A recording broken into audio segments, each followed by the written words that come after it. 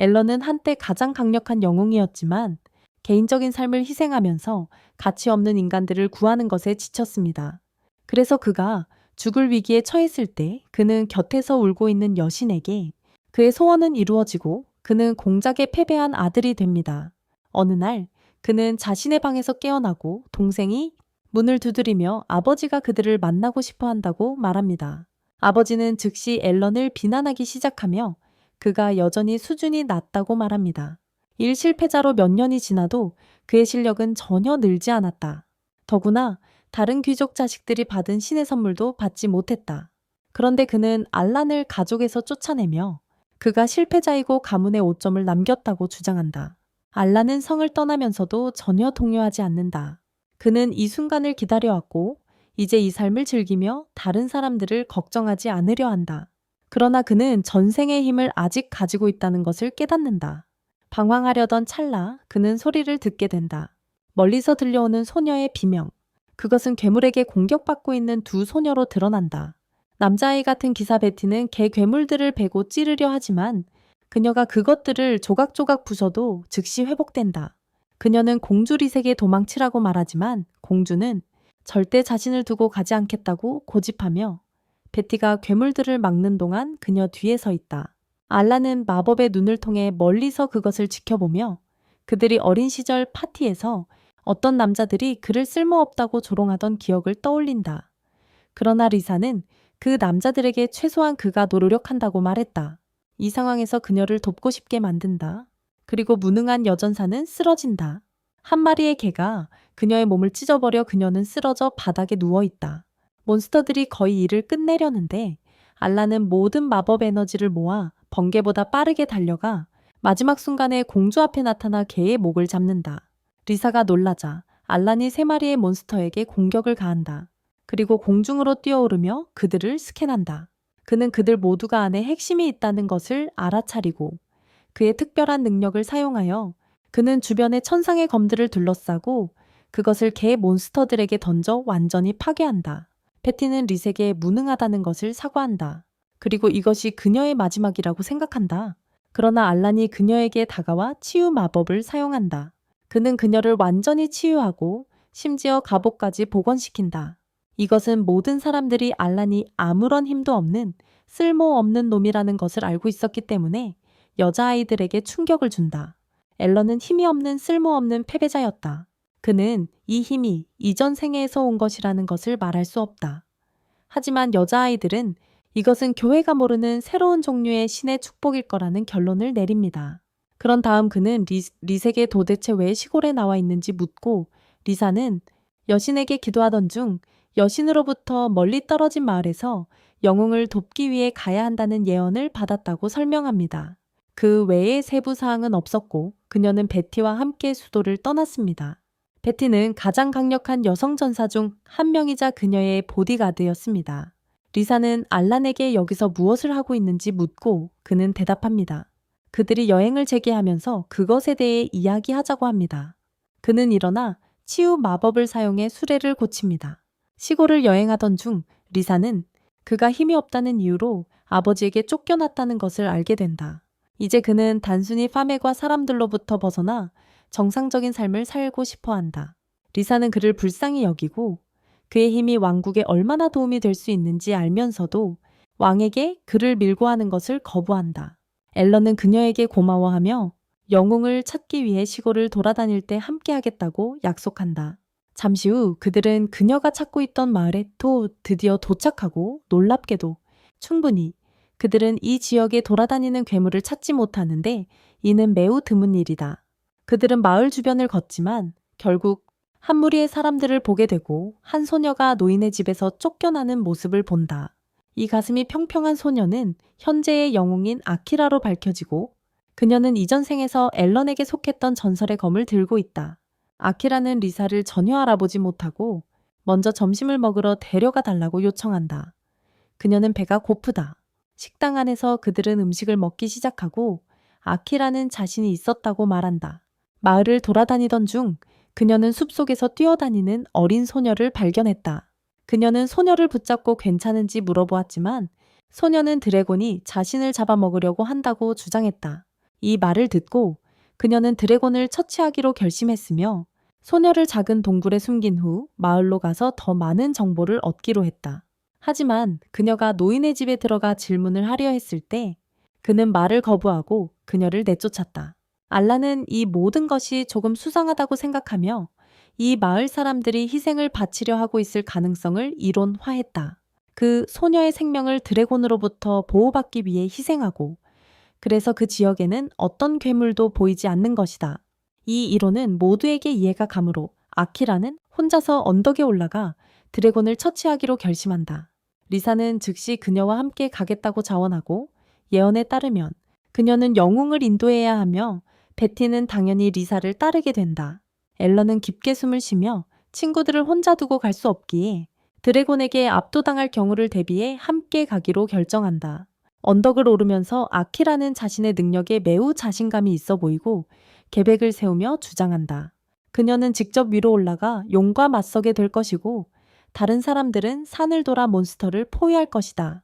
앨런은 이 영웅이 완전히 쓸모없고 파괴될 것이라는 걸 알고 있다. 그래서 그는 혼자 앞에서 가겠다고 제안하며 여자들이 산을 돌아가도록 한다. 하지만 아키라는 그가 보여주는 것보다 더 강하다는 것을 알 수 있고 그는 용을 없애버릴 수도 있어 그녀가 싸울 기회조차 주지 않을지도 모른다. 그러므로 그녀는 앞에서 가고 싶어 하며 용과의 싸움이 끝나면 그와 한번 겨루고 싶다고 요청한다. 앨런은 계획에 동의하고 아키라는 결국 직접 용에게로 향하게 된다. 용이 바로 일어나서 그녀에게 거대한 불꽃을 뿜어냅니다. 그녀는 어떻게든 그것을 피하고 특별한 능력을 사용하여 용에게 번개를 쏩니다. 하지만 그녀의 마법은 너무 약해서 번개는 용을 간지러뜨릴 정도로만 웃음보를 자극합니다. 갑자기 용은 소녀도 여기 있다는 것을 보여주고 그저 마을 사람들을 공포에 떨게 하며 재미있으려고 일부러 그녀를 풀었다는 것을 밝힙니다. 그는 마을 사람들을 괴롭히는 재미를 느끼고 싶었기 때문에 일부러 그녀를 풀어주었다. 이것이 아키라를 화나게 하고 그녀는 모든 힘을 다해 번개 공격으로 돌진하여 깨끗하게 용을 베고 영웅처럼 포즈를 취합니다. 돌아보니 그녀는 용이 전혀 상처받지 않았다는 것을 발견합니다. 용은 웃으며 그녀를 완전히 무력화시켜버리며 그 장소로 던져 넣습니다. 그녀가 땅에 누워 드래곤이 그녀를 끝내기를 기다리고 있다. 다행히도 앨런이 그녀를 구하러 와서 드래곤의 한쪽 날개를 깨끗이 베어내어 드래곤을 넘어뜨린다. 그런 다음 그는 소녀들에게 이 지역을 떠나라고 말하고 드래곤은 전속력으로 그에게 돌진하지만 앨런은 그의 마법 공격을 사용하여 공중 배기를 던져 드래곤을 맞추고 그를 멈추게 한다. 드래곤은 매우 혼란스러워하며 그는 세계에서 가장 강력한 드래곤인 붉은 드래곤 왕이다. 하지만 앨런은 즉시 그를 스캔하고 마지막 일격을 날릴 준비를 한다. 그러나 드래곤은 겁쟁이처럼 도망치기 시작하다가 소녀들 위로 뛰어오른다.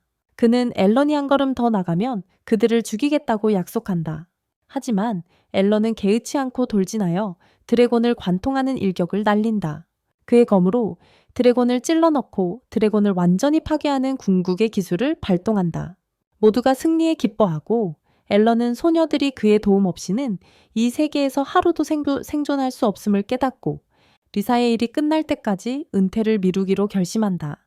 다음 날 아침 그는 나무 아래에서 깨어나 리사가 자신을 바라보고 있는 것을 발견한다.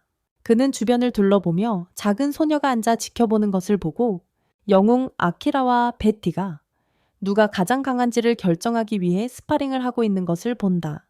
갑자기 앨런은 어제 리사가 아키라가 다쳤을 때 성스러운 치유 마법을 사용했던 것을 기억해낸다. 하지만 리사는 이 정보를 다른 누구에게도 말하지 말라고 한다. 그것은 그녀가 지켜온 비밀이기 때문이다. 앨런은 그녀의 비밀이 안전할 것이라고 약속한다. 바로 그때 아키라가 앨런을 부르며 그와 함께 겨루기를 원한다고 주장한다. 그날 늦게 그들은 모두 마차에서 준비를 하지만 아키라는 혼자서 하고 싶다며 마차 여행을 원하지 않기로 결정한다. 알라는 그녀가 괜찮을지 물어보지만 그녀는 스스로를 다룰 줄 안다고 약속한다. 그리고 그녀는 소녀를 데리고 갈 것이라고 말한다. 그것은 알란을 의심하게 만들고 그는 그녀에게 FBI를 조심하라고 말한다. 그녀는 자신의 길을 떠난다. 알란과 나머지는 마차로 들어가고 리사는 알란에게 사과한다. 마지막 드래곤과의 싸움에서 그의 검이 부러졌기 때문이다. 그녀는 근처 마을에 가고 싶다고 말한다. 그곳은 타락한 사람들로 가득 차 있으며 그녀의 친구들이 그곳에 살고 멋진 검을 만든다. 알라는 그녀에게 걱정하지 말라고 하지만 어쨌든 마을에 가기로 동의한다.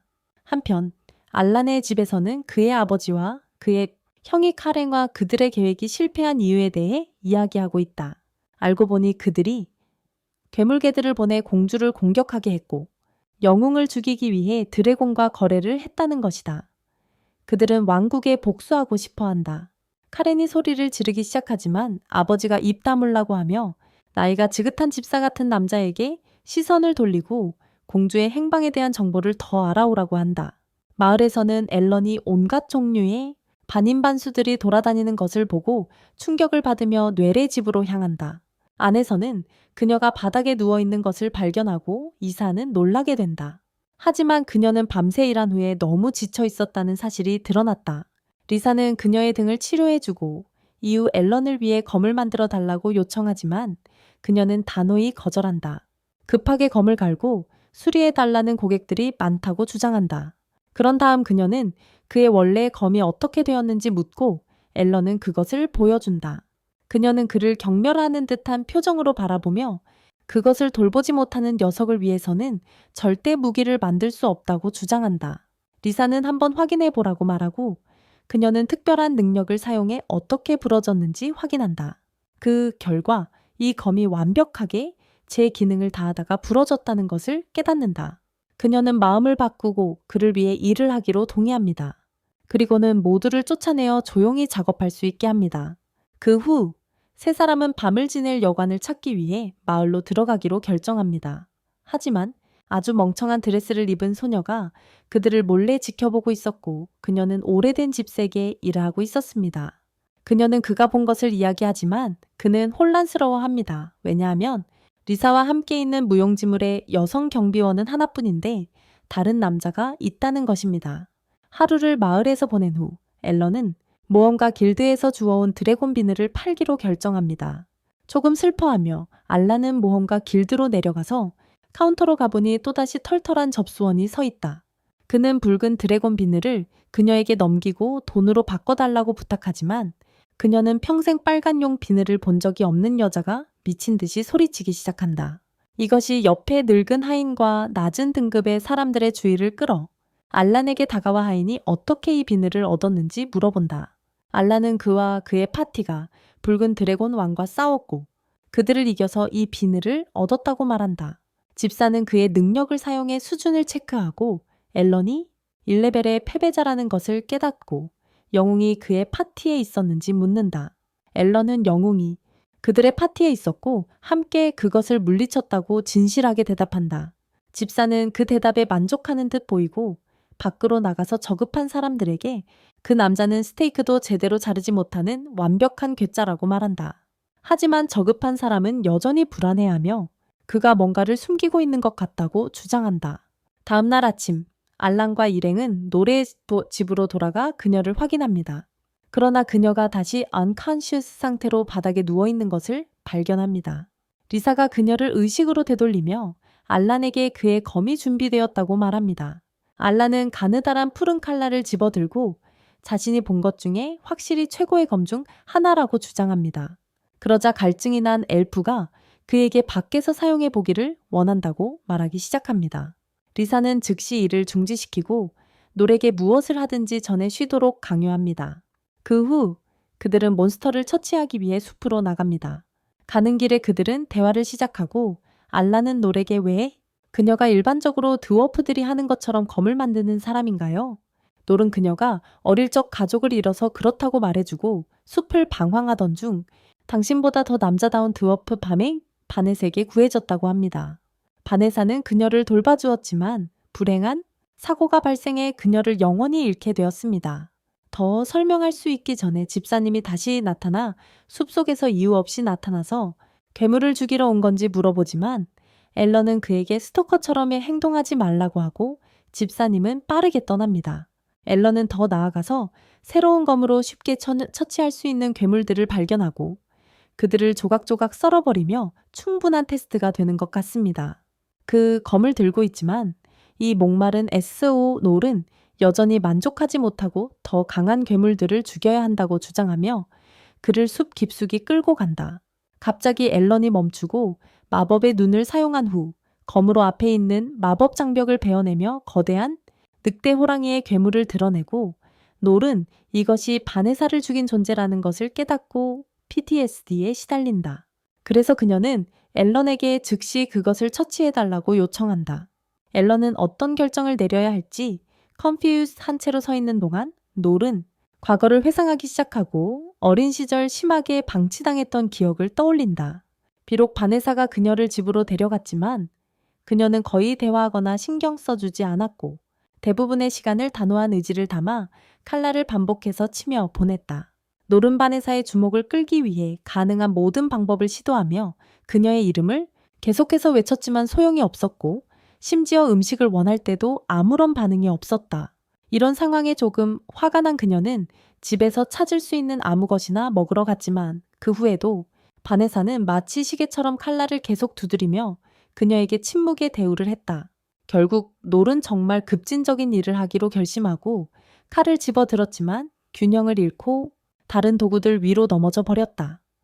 그럼에도 불구하고 바네사는 그녀가 괜찮은지 한 번도 확인하지 않았다. 결국 그녀는 테이블에서 잠이 들었고 다음 아침이 오자 바네사는 마침내 그녀의 칼을 완성했다. 그러자 나올은 그녀의 얼굴에 웃음이 가까스로 보이는 듯 했다. 마침내 그녀는 현실로 돌아와 차가운 눈빛으로 알란에게 벤사니를 죽인 장본인이니까 그 생물을 파괴하라고 말한다. 알란은 그 짐승이 그들을 해치지 않고 멀리 떨어져 조용히 잠들어 있다는 이유로 아무것도 하려고 하지 않는다. 사람들이 사는 곳에서 멀리 떨어져 있고 자기 일만 하고 있다. 나오른 이를 갈며 알란의 손에서 검을 빼앗아 짐승에게 치명타를 가하려 달려가지만 알란이 그게 소용없다고 경고하며 그 짐승 주변에는 공격이 통하지 않는 보호 마법이 걸려 있다는 것을 알려준다. 그는 그들이 그 괴물을 상하게 하려면 성검이 필요하다고 말한다. 그러나 놀은 그녀의 검이 신성한 검으로 여겨질 만큼 충분히 좋다고 말한다. 앨런은 그녀의 검이 신성한 검의 수준에 미치지 못한다고 말하며 아무리 애를 써도 그 칼날로는 그 짐승에게 상처 하나 내지 못할 것이라고 한다. 그 말을 한 후 그는 그녀에게 마음대로 하라고 말하며 떠난다. 다음 저녁 그는 마을로 돌아가 리사와 베티를 만나고 숲 깊숙한 곳에서 일어난 일에 대한 이야기를 전한다. 리사는 왜 대괴수가 정글에 숨어서 아무것도 하지 않고 있는지 혼란스러워하지만 앨런은 누군가 고의로 그 괴수를 이 지역으로 데려온 것 같다고 주장하며 이 지역 주위에 마법을 사용해 그 짐승을 육안으로 보이지 않게 만들었다고 한다. 그 후 그는 리스를 향해 그녀가 진짜로 원하는 이유가 무엇인지 묻는다. 그녀가 검을 만들기 위해 여기 올 것이라고 의심하며 오지 않을 것이라고 생각합니다. 리사는 당황한 미소를 지으며 그가 맞다고 밝혀냅니다. 그들은 군대의 장군 살인 사건을 조사하기 위해 여기 왔습니다. 그녀에 따르면 장군은 매우 정의롭고 좋은 사람이었지만 어느 날 자신의 집에서 암살당한 채 발견되었습니다. 침입자의 흔적은 없었고 범인이 장군의 머리를 가져간 것 외에는 단서가 전혀 없었습니다. 베티는 이것이 악마의 소행이라고 의심하지만 악마가 왜 그렇게 은밀하게 장군을 죽였는지 이유를 전혀 알지 못합니다. 한편 숲속에서는 하층 생물이 괴물 같은 늑대를 살펴보지만 혼란스러워합니다. 어떻게 평범한 인간인 앨런이 그녀가 쉽게 만든 투명 장벽을 파괴할 수 있을까? 그녀는 마차로 돌아가 하인을 만나고 보고서를 전달한다. 하인은 이 마을이 지루하다고 주장하며 떠나고 싶다고 말하고 하인을 보내 공주와 엘프도를 죽이라고 명령한다. 이는 소녀를 놀라게 한다. 하인은 그녀의 반응을 알아차리고 다시 그녀에게 다가가 그녀에게 선택의 여지가 없다고 말하며 그녀의 목에 노예 목걸이가 나타난다. 그날 밤 놀은 앨런이 칼날에 대한 여러 정보를 준 후 다시 칼날 작업을 시작한다. 이번에는 그 어떤 것과도 견줄 수 있는 칼날을 만들겠다는 결심을 한다. 그녀는 계속해서 블레이드를 때리지만 베아나가 그랬던 것처럼 결국 지쳐서 그 자리에서 잠이 듭니다. 그녀의 꿈속에서는 그 끔찍한 날 집이 몬스터 늑대에게 공격당할 때 일어난 사건들을 다시 목격합니다. 그리고 그 집안 식구였던 하인도 함께입니다. 그 아이는 단지 성스러운 보물에 필적하는 검을 만들려고 했기 때문에 배아나를 지구에서 없애버리려고 했습니다. 늑대가 그녀를 집 안으로 밀어넣습니다. 그녀는 미끄러지면서 뒤로 되넘어지지만 공격하려고 달려들기 전에 겨우 자리를 정립합니다. 놀랍게도 그녀의 검이 늑대에게 닿는 순간 그 검은 수천 조각으로 부서지고 늑대는 날카로운 이빨로 그녀를 찢어 먹습니다. 피로 범벅된 이빨을 드러낸 괴물이 돌아서서 누드를 마무리하려는데 갑자기 거대한 번개가 그를 강타하고 영웅이 누드를 위해 앞장섭니다. 늑대는 별로 신경 쓰지 않고 그녀를 공격하려 하지만 그녀는 괴물을 다시 한번 충격에 빠뜨린다. 괴물은 그것을 아무것도 아닌 듯 털어내고 다시 공격해온다. 영웅은 방역에 나서고 그녀의 신성한 검 덕분에 괴물의 얼굴을 베어낸다. 그것은 집사를 충분히 무섭게 만들어서 그가 현장에서 도망치기로 결심하게 한다. 영웅은 바네사를 구하지 못한 것에 대해 사과하지만 널은 괴로워한다. 왜냐하면 바네사가 그 검에 모든 노력을 쏟았음에도 불구하고 그것은 충격에 부서져 버렸기 때문이다. 그녀는 마음이 아파서 울며 신성한 검보다 더 나은 검을 만들겠다고 다짐한다. 다음 날 아침, 그녀는 훨씬 기분이 나아지고 가벼워진 느낌으로 일어난다. 그녀는 리사가 자신을 치유했는지 궁금해하며 나가서 확인하지만 아무도 없음을 발견하고 다시 일에 집중하게 된다. 사실 알란이 밤에 그녀를 치유해 그녀가 건강을 유지할 수 있도록 했다. 그날 늦게 그녀는 마침내 검을 완성했고 이번에는 그 검이 성스러운 보물과 겨룰 만큼 강하다는 확신을 가지고 혼자서 밤에 나가서 괴물을 처치하려고 한다. 그녀는 여전히 자고 있는 늑대를 발견하고 습격하려 하지만 늑대가 그녀를 감지하고 그녀를 나무로 튕겨낸다. 그녀는 겨우 일어선 순간 집사가 나타난다. 그녀의 내구성을 칭찬하며 대부분의 사람들이 늑대에게 맞으면 죽는다고 말합니다. 그녀는 다시 한번 괴물에게 달려가지만 형편없는 애니메이션 덕분에 늑대는 피하고 그녀를 뒤에서 차버립니다. 집사는 그녀에게 마지막 기도를 하라고 하지만 괴물이 그녀를 죽이려는 순간 앨런이 나타나 늑대를 베어냅니다. 집사는 웃으며 앨런에게 이것이 그의 계획이었다고 말하고 천한자가 공주의 방에 들어가 그녀를 잠자는 사이에 처치하려 했지만 그녀의 침대가 비어있음을 발견합니다.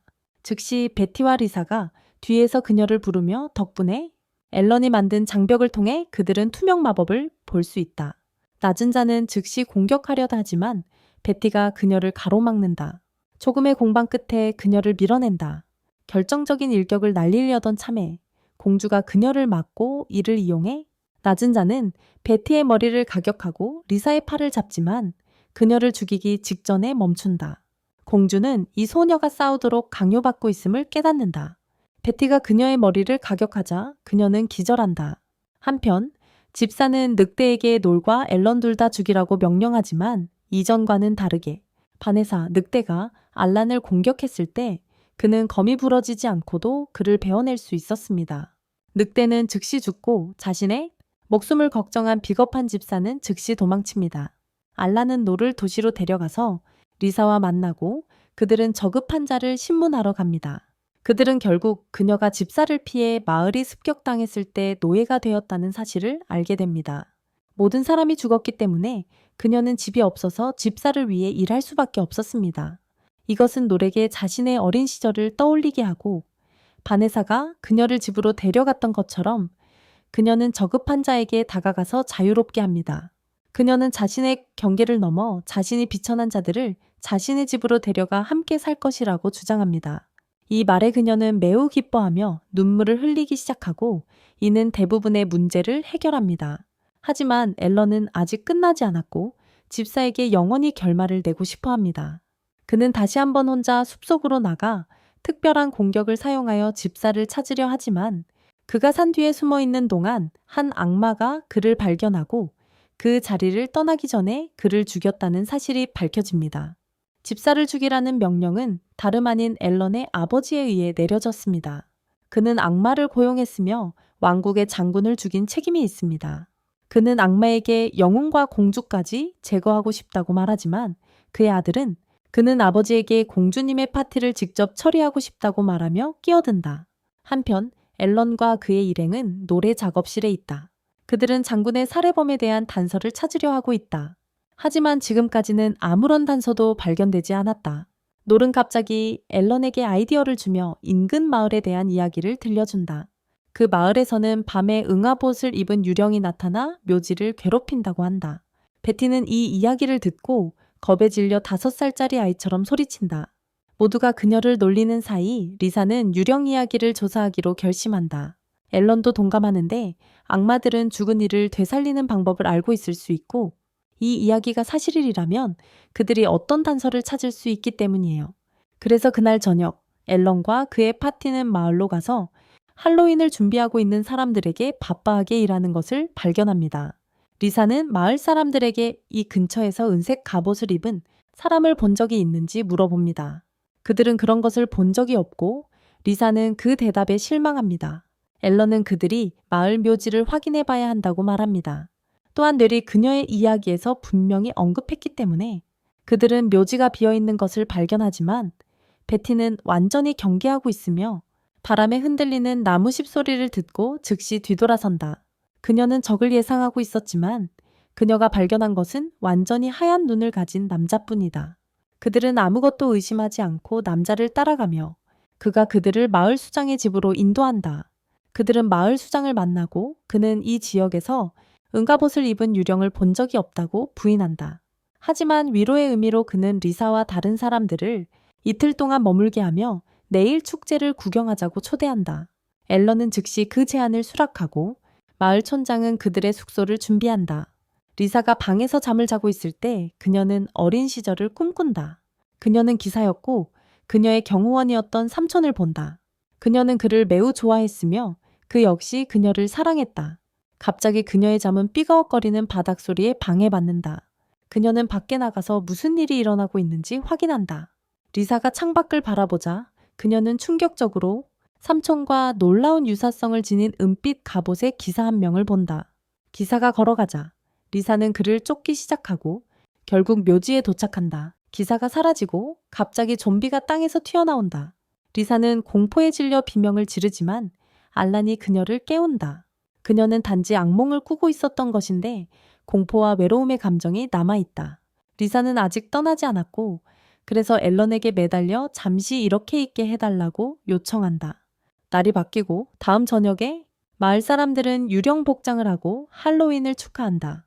그들은 거대한 모닥불을 밝히고 그 주위를 돌며 춤을 추고 앨런과 여자들은 그들을 지켜본다.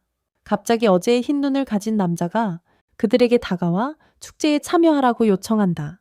리사는 피곤하다고 말하며 쉬겠다고 하지만 베티와 앨런에게는 축제를 즐기라고 한다. 앨런은 마을에서 부정한 일이 벌어지고 있다는 의심이 들지만 그의 마법 눈을 이용해 빠르게 살펴봅니다. 그런 다음 리사의 주문을 받아들인 후 춤추는 마을 사람들에게 달려가고 베티가 그를 따라갑니다. 리사가 혼자 남아있을 때 이상한 연기가 그녀 앞을 스치고 지나가며 갑자기 삼촌의 목소리를 듣게 됩니다. 그녀는 돌아서서 가면을 쓴 마을 사람들, 무리 뒤에 있는 삼촌을 보게 됩니다. 그래서 그에게 향해 열심히 달려갑니다. 그녀는 밤이 어둠 속으로 들어서면서 마을 사람들 사이를 계속 밀고 나아간다. 결국 리사는 어두운 숲에 도착하고 신비로운 연기가 그녀 주위에서 더욱 짙어지기 시작한다. 은빛 기사인 삼촌이 그녀 앞에 나타난다. 그는 밤에 숲에 오는 것은 위험하다고 말하지만 리사는 그가 함께 있기 때문에 두려운 게 없다고 간단히 대답한다. 그녀는 그가 위험한 산길을 지나갈 때 자신을 지켜주던 때를 회상한다. 그들의 마차가 괴물에게 공격받았고 그래서 그녀의 삼촌은 괴물들과 맞서기 위해 밖으로 달려나갔습니다. 그는 리사를 보호하기 위해 최선을 다했고 그녀를 겨냥한 괴물에게 공격을 했습니다. 하지만 괴물은 그의 첫 공격에 죽지 않았고 대신 그를 공격했습니다. 기사님은 심각한 부상을 입었고 괴물은 그를 턱으로 붙잡고 하늘로 날아가기 시작했습니다. 기사님은 모든 힘을 다해 괴물의 심장을 찔렀고 둘 다 아래 강으로 떨어졌습니다. 그것이 리사가 그를 마지막으로 본 순간이었고 수색이 시작되었기 때문에 그 파티는 그를 찾지 못했지만 그녀는 그가 어딘가에 살아있다고 믿었다. 이제 그녀는 그가 그동안 어디에 있었는지 묻고 기사는 그가 왕실에 대한 증오로 타오르며 숨고 복수를 계획하고 있었다고 대답한다. 기사는 리색에 그녀의 아버지 왕이 그녀를 죽이려 하고 있다고 말하고 그녀는 방금 들은 말을 믿기 힘들어한다. 그녀의 삼촌은 황제가 타고난 재능을 가진 사람들을 노리고 있다고 주장한다. 그는 그 재능 있는 사람들에는 영웅 노엘, 목숨을 잃은 장군, 그리고 성녀의 힘을 가진 리사도 포함된다고 말한다. 기사님은 왕이 자신들과 같은 사람들을 그에게 반란을 일으키고 그의 나라를 파괴할 신의 사도라고 여긴다고 믿습니다. 그래서 그는 그들을 모두 죽이려고 합니다. 그런 다음 기사는 리색의 손을 내밀며 그와 함께 그녀의 악한 아버지를 무찌르자고 요청합니다. 리사는 그의 말에 놀라지만 여전히 그를 맹목적으로 믿지 않기로 결정합니다. 그녀는 그가 한 말이 사실이라 하더라도 왕과 평화롭게 대화함으로써 이 문제를 해결할 수 있다고 믿습니다. 기사님은 소녀가 자신의 연기에 넘어가지 않을 것임을 깨닫습니다. 그래서 진짜 본성을 드러내고 어둠의 마법으로 떠오르기 시작합니다. 그는 리사를 공격하지만 갑자기 앨런이 나타나 그녀를 구합니다. 그는 기사의 공격을 막고 그를 후퇴하게 만듭니다.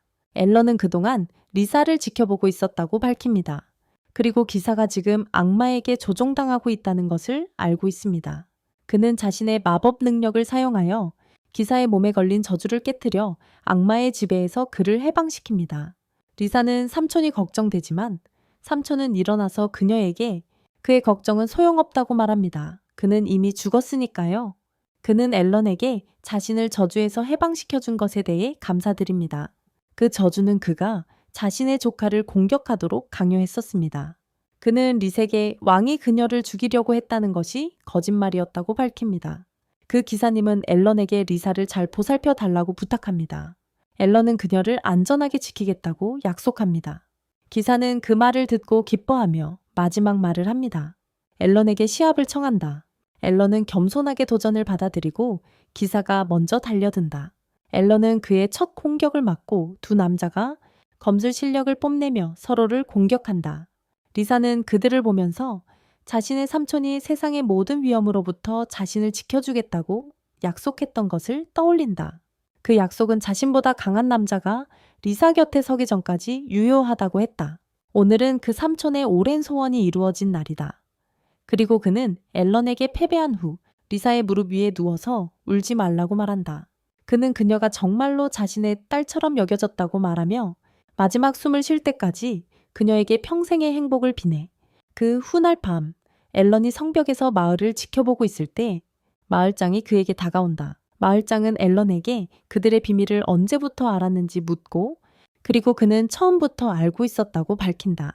이 마을의 모든 사람들이 죽어 있었고 마을장은 마법으로 그들을 조종하고 있었다. 앨런은 그것이 사실임을 알면서도 이 평화로운 마을에 방해가 되고 싶지 않았다고 말합니다. 그러나 마을장은 실제로 악마이기 때문에 자비로 살아갈 의향이 없습니다. 그는 좀비들을 불러내어 앨런을 공격하지만 앨런은 자신의 힘을 사용하여 마을장을 좀비들로부터 해방시킵니다. 그리고 날아가는 배기 기술을 사용하여 악마 마을장을 비롯한 모든 좀비들을 두 동강냅니다. 그들은 분해되고 마을장은 마법 핵을 남깁니다. 다음 날 그들이 여정을 재개하면서 앨런은 마법 코어를 분석하고 그 안에서 동생의 힘을 발견한다. 그는 동생이 리사의 삼촌의 재생과 장군의 죽음 뒤에 있다고 믿는다. 하지만 리사는 갑자기 군인에게서 메시지를 받는다. 그 군인은 죽어야 할 장군이 갑자기 그들에게 돌아왔다고 전하며 아무도 이 소식을 믿지 못한다. 한편 앨런의 동생 브렛은 모든 것이 망가진 날을 꿈꾸고 있다. 그는 어머니가 돌아가신 날이었고 그의 아버지는 그의 마음과 세상에 대한 모든 믿음을 잃었다. 그는 비뚤어지고 원망 많은 사람이 되어 자식들을 멸시하며 바라보았다.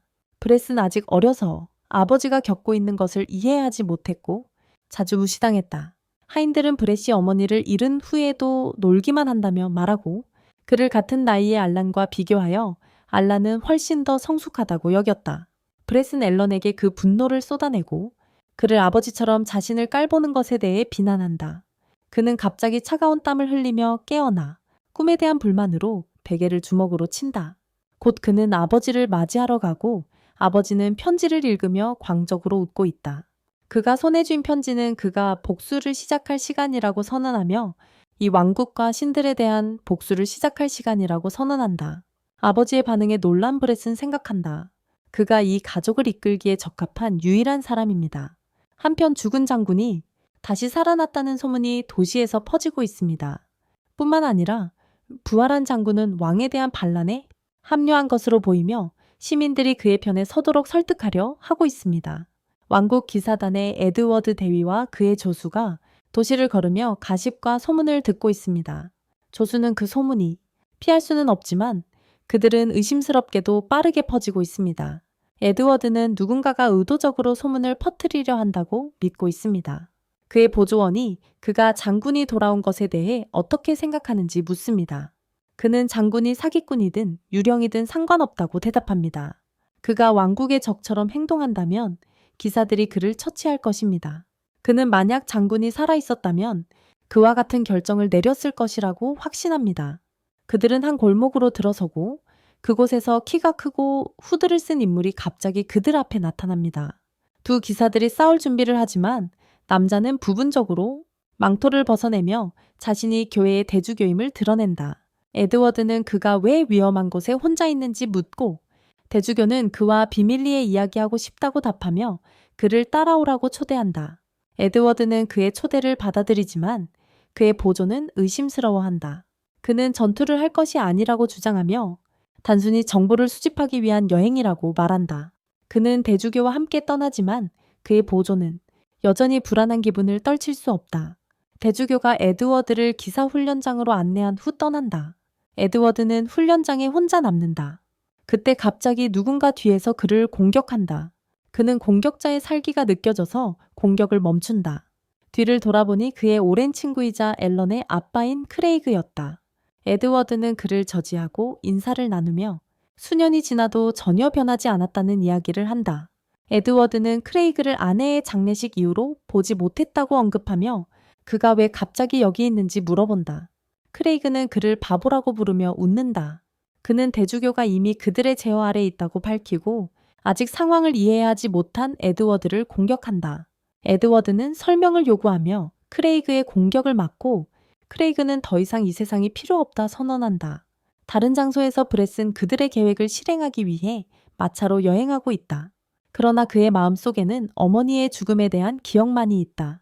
그는 그때 죽음의 개념을 이해하지 못했고 엄마가 왜 깨어나지 않는지 앨런에게 물었다. 앨런은 단순히 모든 사람은 언젠가 죽는다고 말하며 그의 손을 잡아주며 위로해 주었다.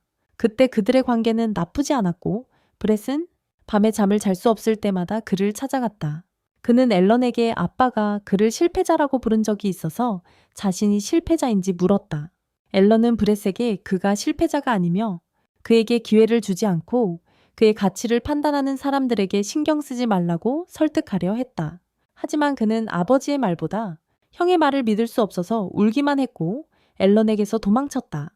곧 그는 성장하기 시작했고 그들의 아버지는 그를 알아보았으며 대신 앨런을 실패자로 대하기 시작했다. 브렛은 아버지의 관심을 받게 되어 기뻤지만 모두가 그를 패배자라고 부르는 것에도 불구하고 앨런이 전혀 신경 쓰지 않는 것에 프러스트레이트했다. 브렛은 그에게 자신이 그들의 가족 이름에 걸맞지 않다고 말했다. 하지만 앨런은 그가 잘못된 길로 가게 된다면 도움을 요청하라고 말했다. 브렛은 그의 회상에서 벗어나 신비로운 인물이 그 앞에 나타난다. 그 신비한 남자는 그들의 준비가 완료되었음을 알리며 브렛에게 자신의 상황을 보고하라고 요청한다. 브렛은 자신의 능력을 사용해 대주교를 조종하고 에드워드를 유인했다고 대답한다. 신비한 남자는 에드워드가 1m 방역 내에 어떤 능력도 무효화할 수 있기 때문에 문제가 되는 상대라고 생각하며 그래서 그는 전장에서 무적이라고 여겨진다. 브렛은 그의 아버지가 이미 에드워드와 처리하고 있다고 주장한다. 그래서 그들은 그에 대해 걱정할 필요가 없다고. 최악의 상황이 발생한다면 그는 특별한 능력을 사용하여 에드워드의 능력에 영향을 받지 않고 그들의 계획을 실행할 준비가 되어 있다. 그는 신비한 남자에게 그의 편이 지속적으로 실패하고 있다고 상기시키며 이번에는 성공할 수 있을지 묻고 이는 남자를 분노하게 만든다. 갑자기 그의 파트너가 바로 옆으로 순간이동을 하며 영웅이 나타났다고 보고한다. 그들은 브렛에게 그가 실패하면 용납되지 않을 것이라고 경고한 후 사라진다. 브렛은 형처럼 실패하지 않겠다고 다짐한다. 한편 영웅 아키라와 그녀가 입양한 소녀 세라는 도시를 여행하고 있다. 아키라는 그들을 따라오는 후드티를 입은 인물을 발견하고 그녀는 빠르게 속도를 높인다. 그녀는 외진 곳에 도착하자 그녀를 쫓아오는 사람들에게 숨지 말고 나오라고 말한다. 그리고 4명의 두건을 쓴 남자들이 그녀 주변에 나타나서 그녀를 죽일 것이라고 선언한다. 아키라는 그들이 그런 일을 할 수 없다고 생각하며 공격자들도 동의한다. 그러나 그들은 사라와 그녀의 마을에 걸어둔 주문을 활성화시켰다. 그 결과 사라는 살아있는 폭탄이 되었다. 아키라가 소녀를 위로하려고 노력하는 동안 두건을 쓴 남자들은 불구를 충전하고 그들의 우두머리는 그 불구가 소녀에게 닿는 순간 그녀의 생명 에너지가 연료로 사용되어 그녀가 폭발할 것이라고 선언한다. 그들은 아키라에게 소녀와 함께 죽을 것인지 아니면 그녀를 버리고 생명을 구할 것인지 물었다. 아키라는 망설이지만 갑자기 사라는 그녀를 밀치며 달라고 말한다. 그녀는 그렇게 하기를 거부하고 소녀를 단단히 안아준다. 불덩어리가 그들에게로 날아온다. 한편 에드워드의 보조는 기사 몇 명을 데리고 그들의 대장을 돌보러 왔지만 갑자기 한 후드 쓴 인물이 그들 앞에 나타난다. 보조는 기사가 공격하지 못하도록 막는다. 왜냐하면 그는 신비로운 낯선 사람이 그들보다 훨씬 강하다는 것을 알기 때문이다. 하지만 그는 자신이 그들을 해치러 온 것이 아니라고 선언하고 세상에 대한 진실을 말해주겠다고 제안한다. 주요 도심에서 대주교와 부활한 장군 시릴이 갑자기 대중 앞에 나타난다. 그들은 브레스의 특별한 능력에 의해 조종당하고 있다. 장군 시릴은 먼저 사람들에게 사과하며 그에 대한 정보로 인해 혼란과 공포를 초래한 것에 대해 사과한다. 그 후 그는 즉시 자신의 아겐다로 넘어가서 이 세계에 대한 진실을 지금 말하겠다고 한다. 대주교가 앞으로 나와 신들이 그들에게 거짓말을 하고 있다고 말한다. 그는 모든 사람이 받는 선물들이 신의 축복이 아니라고 주장하며 사람들을 혼란스럽게 하고 있습니다. 시릴은 그들에게 생각해보라고 요청합니다. 그는 모든 이의 삶이 받은 선물에 의해 지배된다고 강조합니다. 그러나 많은 사람들이 진정으로 원하거나 디서브하는 선물을 받지 못합니다. 대주교는 신들이 인간을 꼭두각시처럼 선물을 통해 통제하고 있다고 선포합니다. 하지만 그들로부터 벗어날 수 있는 방법이 있습니다. 그는 모든 이에게 선물을 포기하면 자유로워질 것이라고 말합니다. 신들의 통제에서 벗어나 자신의 운명을 마스터하게 될 것이다. 사람들은 들리는 것을 믿지 않기 때문에 시릴 장군은 그들의 의문에 답할 수 있는 사람이 있다고 말한다. 그 말과 함께 브렛이 등장하여 모두에게 뒤를 보라고 한다. 그들은 거기에 거대한 개와 같은 괴물이 있는 것을 보고 깜짝 놀란다. 브렛은 괴물에 대해 걱정하지 말라고 하며 괴물은 그들이 다양한 작업을 돕기 위해 인공적으로 만들어졌다고 설명한다. 시릴은 단 하나의 괴물이 동등하다고 말한다. 10만 명의 병사가 있고 그 어떤 약점도 없습니다. 모두 장군의 말을 믿지만 인공 생명체는 모든 사람들의 선물이 대체될 수 없다고 믿습니다. 브렛은 이제 자신의 능력이 발휘된다고 말합니다. 그의 능력은 마리오넷이라고 불리며 대주교는 이것이 개인의 진정한 잠재 능력을 끌어낼 수 있다고 주장합니다. 그 능력 덕분에 그들은 선물을 포기하더라도 훨씬 더 강해질 수 있습니다. 그는 그 능력들이 모두 스스로의 의지로 개발된 것이라고 확신하며 그것들이 세상을 새로운 번영의 시대로 이끌 것입니다. 그는 그렇게 말합니다. 그 능력들이 세상을 새로운 번영의 시대로 이끌 것입니다. 사람들은 이제 그들을 믿기 시작하지만 브렛이 죽으면 무슨 일이 일어날지 궁금해합니다. 그는 또한 그 질문을 기다리고 있었고 그것에 답하기 위해 자신의 후드에 가린 동료 중 한 명을 호출했습니다. 그는 자신이 죽으면 친구들이 사람들을 도와줄 것이며 그들의 재능을 포기하고 숨겨진 잠재력을 받아들일 것이라고 선언합니다. 신비로운 인물이 후드를 벗자 그것이 사실은 악마임을 드러냅니다. 군중은 그것을 보고 패닉에 빠지지만 브렛은 그들에게 자신이 악마들과 우호적인 관계를 성공적으로 구축했습니다. 그는 악마들이 진실에 대해 그들에게 알려준 존재라고 선언합니다. 그들은 그들이 선물에서 벗어나는데 도움을 줄 수 있는 존재입니다. 그는 모두에게 좋은 삶을 살기 위해 선물이 필요 없다고 말합니다. 그들은 그의 말을 진실로 받아들이며 환호합니다. 브렛은 그들의 감사에 빠져들며 그들이 모두 자신이 필요하다고 생각합니다. 한편 에드워드와 크레이그의 전투가 끝나가고 있습니다. 밤에 대장이 패배하는 쪽에 있습니다. 그는 크레이그의 능력을 무효화했다고 확신하지만 그는 그것이 없어도 너무 강력하다. 그는 갑자기 자신의 힘의 원천이 능력이 아니라 크레이그가 확인해준 레벨임을 깨닫는다. 그는 레벨업을 통해 인간의 한계를 초월하고 신을 죽일 수 있는 힘을 얻을 수 있다고 선언한다. 에드워드는 곧 무장 해제되고 무릎을 꿇게 되며 크레이그가 그에게 칼을 겨누고 있을 때 갑자기 후드를 쓴 사람이 경기장에 들어온다. 크레이그가 그에게 영웅을 이겼는지 묻지만 그 사람은 대신 공격한다. 그리고 나서 아키라 본인임을 밝힌다. 데몬들이 그녀를 공격했을 때 사라는 폭발하는 대신 보호막을 발동시켰다. 아키라가 데몬들을 처치할 수 있는 기회를 제공했다.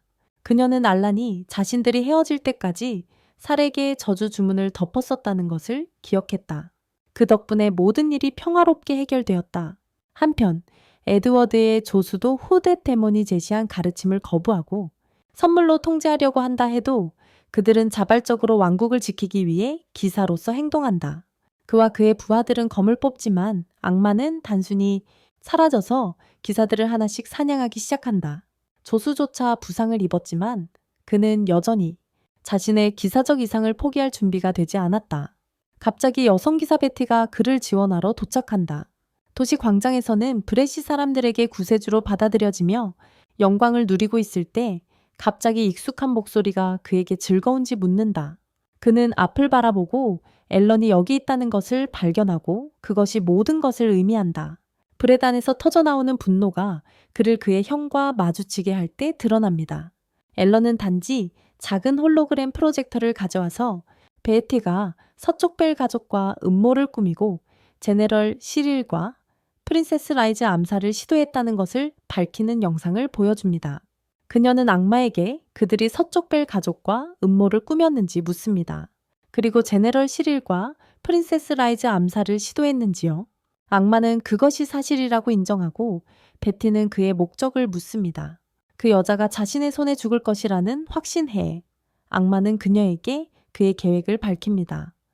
그는 낮은 위치에 있는 사람이 실시간으로 모든 말을 앨런에게 공유하는 장치를 들고 있다는 것을 모르고 있습니다. 낮은 위치에 있는 사람은 실시간으로 모든 말을 앨런에게 공유하는 장치를 들고 있습니다. 악마는 제너럴과 라이즈처럼 강력한 능력을 가진 사람들이 그들의 계획에 방해가 될 것이라고 말합니다. 이 메시지는 광장에 있는 모든 인간에게 전달됩니다. 브렛은 자신의 계획이 드러나는 것을 보고 당황합니다. 그는 앨런이 자신에게 방해가 된 것에 분노하며 그들의 계획에 장애가 되지 말라고 크게 소리칩니다. 모두가 그 소리를 듣고 브렛은 자신이 실수했음을 깨닫습니다. 갑자기 라이즈 공주가 등장하여 모두에게 암살 사건이 있었다고 말합니다. 그녀의 생명에 대한 공격, 그리고 그녀는 그들이 보는 것과 같은 인공 괴물에게 공격받았다. 사람들은 그녀를 믿고 브렛은 미쳐간다. 자신의 계획이 결코 성공하지 않을 것임을 깨달은 후에 그는 미친 듯이 웃기 시작하고 앨런에게 다음에 할 일에 대해 자신을 탓하지 말라고 한다. 그는 자신의 마리오네트 능력을 사용하여 기사들을 조종하고 그들을 대중에게 공격하게 만든다. 하지만 앨런은 그보다 먼저 반응하여 줄을 끊어버린다. 대주교와 장군도 의식을 잃습니다. 브렛의 능력이 그들에게 더 이상 효과가 없게 됩니다. 그는 분노에 찬 비명을 지르며 인공으로 만든 괴물들을 풀어줍니다. 모두가 그 모습을 보고 패닉에 빠지고 라이즈가 그들을 안전한 곳으로 안내하는 동안 앨런은 그의 형을 바라봅니다. 그는 그를 더 잘 키웠다면 이렇게 되지 않았을 것이라고 생각합니다.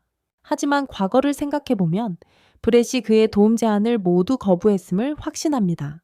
이제 그는 그의 형이 구제불능의 악당이 되는 것을 막으려 합니다. 브렛이 그에게 뛰어들며 실패자라고 외친다. 그의 줄을 쏘아보내면서 앨런은 그 줄을 간단히 잡아당기고 형을 끌어당겨 단 한 방에 기절시킨다. 한편 라이즈는 울고 있는 아이를 위로하고 앨런은 그녀에게 대피와 다른 일들을 처리해 달라고 요청한다. 그는 이제 아버지의 악한 계획을 막고 싶지만 라이즈는 그에게 감정적으로 힘든 전투가 될까 걱정한다. 앨런은 아버지가 자신을 얼마나 냉정하게 대했는지 기억하지만 그래도 그는 악행을 멈추고 싶어 한다. 한편 베티는 거리에서 악마와 싸우고 있다. 밤의 조수에게는 전투가 혼란스럽다. 왜냐하면 그가 보는 것은 검이 부딪히며 나는 불꽃뿐이기 때문이다. 베티는 로울리의 도움을 받아 투명해져서 악마가 그녀를 마주할 수 없게 한다. 악마는 자신이 상대가 안 된다는 것을 깨닫고 그래서 그는 계획을 세운다. 도망치려는 놈을 로우리가 알아채고 칼을 던진다. 그리고 베티가 즉시 행동에 나서 악마의 심장을 찔러 죽인다. 악마가 사라진 후 부관, 대장이 베티 앞에 무릎을 꿇고 그녀에게 감사한다. 그녀는 그에게 아직 해야 할 일이 있다고 말하며 악마들이 도처에서 동시에 공격하고 있기 때문이다. 그녀는 아직 싸울 수 있는 모든 이들에게 시민들을 구하라고 요청하며 주인공은 생명을 희생하더라도 모든 사람을 구하겠다고 맹세한다. 갑자기 뇌리 멋진 무기를 가지고 그들을 지원하러 도착한다. 반대편에서 영웅 아키라와 에드워드 대장이 그들을 코너로 몰아넣은 크레이그와 대치하고 있다. 그는 강렬한 어두운 아우라를 내뿜고 있으며 아키라는 그가 그들의 모든 움직임을 쉽게 예측하고 있다고 느낀다. 에드워드는 크레이그의 능력이 언더테이커라고 말하며 그것이 그에게 다양한 가능한 미래를 볼 수 있게 해준다고 설명한다. 하지만 너무 많은 집중이 필요하고 사용자의 몸에 큰 부담을 줍니다. 에드워드는 크레이그에게 그의 아내가 그가 그런 힘을 얻기 위해 그런 조치를 취하기를 원하지 않았을 것이라고 말합니다. 크레이그는 아내의 죽음을 여러 번 예견했다고 말하며 그가 무엇을 시도하든 그 미래를 바꿀 수 없었다고 합니다. 그는 그녀를 잃은 후 무력하고 희망이 없다고 느꼈고 그녀의 삶이 신들의 장난감에 불과하다고 생각했습니다. 크레이그는 아내 마리엘의 선물이 부름이라고 말하며 피눈물을 흘리기 시작합니다. 신성한 어머니였고 그녀는 세상을 구할 영웅을 낳아야 했었습니다. 그러나 그녀는 아란처럼 선물조차 받지 못한 실패한 자식을 낳았습니다. 그는 포효하며 자신의 몸에서 붉은 번개를 뿜어내며 선물과 죽음의 목적을 묻습니다. 그녀가 영웅을 낳지 못했다면 무엇 때문에 그녀의 선물과 죽음이 있었는지, 지금 그는 모든 선물과 심지어 신들까지 지구에서 지우려고 결심했습니다. 붉은 번개가 사라지고 다시 한번 크레이그의 몸에 어두운 기운이 감싸깁니다. 아키라는 그에게 너무 많은 것을 자세히 설명하지 말라고 말합니다. 단순한 진실은 그가 아내의 죽음을 극복하지 못했기 때문입니다. 키렉스는 그녀가 맞다고 말하고 그러자 갑자기 그는 그의 생명력을 넘치는 힘으로 바꾸기 시작합니다. 그는 어둠의 마법 힘을 아키라에게 발사하며 아키라는 번개를 사용해 그것에 대응합니다. 그들은 서로 비길 데 없는 경기를 펼칩니다. 그러나 크레그는 공격에 더 많은 힘을 실어 영웅을 압도하여 그녀를 밀어내버립니다. 그녀는 벽에 부딪혀 의식을 잃습니다. 그리고 에드워드만이 크레그와 맞서게 됩니다. 에드워드는 크레이그가 악마의 힘을 사용하고 있다는 것을 깨닫고 그것을 그만두라고 경고하지만 자신을 잃기 전까지 크레이그는 그의 의견에 관심이 없고 어둠의 광선으로도 그를 때립니다. 에드워드는 어둠이 그를 짓누르고 삼키는 것 같아서 갑자기 크레이그의 고통스러운 기억들이 검은 거품으로 바다에서 솟아오르는 세계로 들어갑니다. 그는 울기 시작하고 친구의 고통을 이해하지 못한 것에 대해 사과합니다. 그 순간 크레이그 주변의 어둠의 기운이 사라집니다. 에드워드는 그가 그 힘으로 그를 구했다고 믿습니다. 우정의 순간이었지만 그때 크레이그가 그의 심장을 찌릅니다. 그는 그로 인해 죽어 쓰러지고 아키라는 방금 본 것에 경악합니다. 그녀는 크레이그에게 소리치며 그의 친구가 마지막 순간까지 그를 생각하고 있었다고 말하지만 그는 더 이상 신경 쓰지 않습니다. 그는 그녀에게 다음은 그녀의 차례라고 말하며 어두운 빔을 쏩니다. 아키라는 저 세상으로 보내질 준비를 하지만 공격이 그녀를 맞추지 않습니다. 그녀가 눈을 뜨자 앨런이 그녀 앞에 서 있는 것을 발견하고 크레이그는 실패한 아들이 자신의 길을 막고 있는 것이 불만입니다. 앨런은 이 일을 다른 누군가가 했으면 좋았겠다고 답합니다. 크레이그는 어두운 기운을 모으며 아들에게 말합니다. 그는 항상 그의 눈의 가시가 될 것이라고. 그는 그에게 어두운 에너지를 쏘지만 앨런은 쉽게 막아냅니다. 크레이그는 충격을 받습니다. 공격이 그의 증오로 힘을 얻었기 때문입니다. 그는 자신의 증오가 그렇게 쉽게 반격당할 수 없다고 믿습니다. 그는 앨런에게 도대체 누구냐고 묻고 앨런은 자신이 실패자라고 대답합니다. 하지만 그럼에도 불구하고 그는 포기할 수 없는 사람들이 있습니다. 그의 엄마는 그가 모두를 도와주기를 원했을 것이다. 앨런은 눈부신 아우라를 발산하지만 크레이그는 더욱 그에게 화가 나서 아내의 이름을 언급하지 말라고 한다. 그의 증오와 어두의 어둠은 몸을 압도하기 시작하고 그는 앨런을 향해 강렬한 어두운 광선을 발사하지만 앨런은 이를 막기 힘들어한다. 갑자기 앨런은 아버지의 슬픔의 바다에 빠지고 끝없는 절망을 느낀다. 그는 어머니의 죽음과 장례식, 그리고 자신의 탄생에 대한 기억을 본다. 이것은 알란이 부모님 사이의 사랑을 얼마나 깊이 느꼈는지 처음으로 깨닫는 순간이다. 하지만 그럼에도 불구하고 그는 아버지가 세상을 파괴하는 것을 용납하지 않을 것이다. 그는 온 힘을 발휘하여 자신 주변의 모든 어둠을 몰아내고 나선다. 그리고는 특수 기술을 사용해 여러 개의 영적인 검을 소환한다. 그리고는 그 검들을 크레이그에게 날려보낸다. 크레이그는 강력한 공격을 직접 맞받아치지만 처음에는 아무렇지 않은 것처럼 보인다. 하지만 갑자기 떨기 시작하고 그가 받은 심각한 피해는 그를 무릎 꿇게 만든다. 그는 다친 검 위에 피를 토하며 앨런에게 실패자라고 소리친다.